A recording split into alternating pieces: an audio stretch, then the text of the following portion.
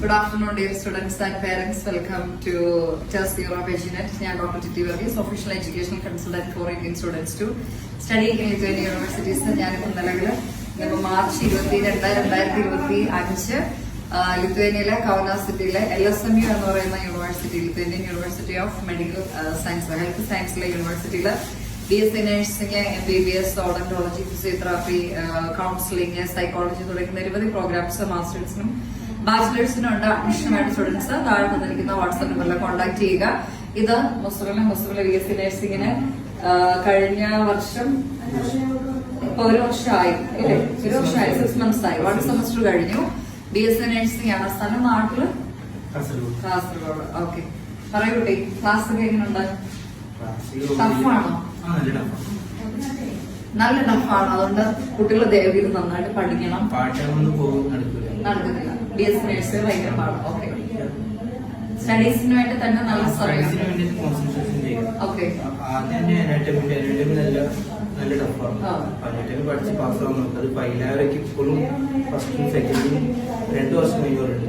ഇവർക്ക് നേരെ ടെർമിനേഷൻ. അപ്പൊ 2 സബ്ജക്ട് ഫെയിൽ ആയാലും ടെർമിനേഷൻ ആണ്, അല്ലേ? 2 സബ്ജക്ട് ആദ്യം തന്നെ പഠിക്കാൻ തുടങ്ങിയാൽ പിന്നെ അതേ ട്രാക്കിൽ പോവാം. ഓക്കെ, പിന്നെ പോയി. ഓക്കെ, ഒരുപാട് കുട്ടികളുണ്ടോ അന്നേരം? മലയാളികളാണോ അതോ ബാക്കി മലയാളീസാണ് കൂടുതൽ? എന്തുകൊണ്ടാണ് മെയിൻ ഉഴപ്പം കാര്യം? എന്താണ് ക്ലാസ്സിലേക്ക് പോകാൻ പറ്റില്ല. അറ്റൻഡൻസ് മാൻഡേറ്ററി അല്ലേ നിങ്ങളുടെ ഡിപ്പാർട്ട്മെന്റിന്റെ ഹെഡിനെ? 15%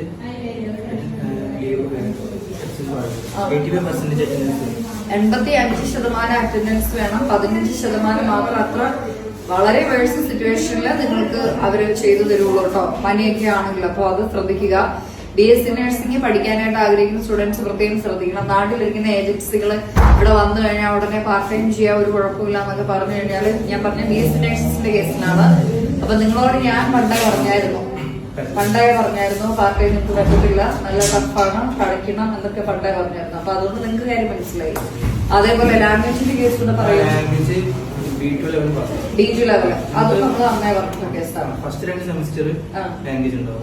പിന്നെ A1 A2 ആണ് ഫസ്റ്റ് 2 സെമസ്റ്റർ പഠിക്കുന്നത്. D1 D2 നിങ്ങൾ പുറത്തുനിന്ന് പഠിക്കും. ഓക്കെ, വേറെ എന്താ പറയാനായിട്ട് സ്റ്റുഡൻസിനോട്? ഉഴപ്പരുത്, അല്ലേ? പഠനമാണ് ലക്ഷ്യം.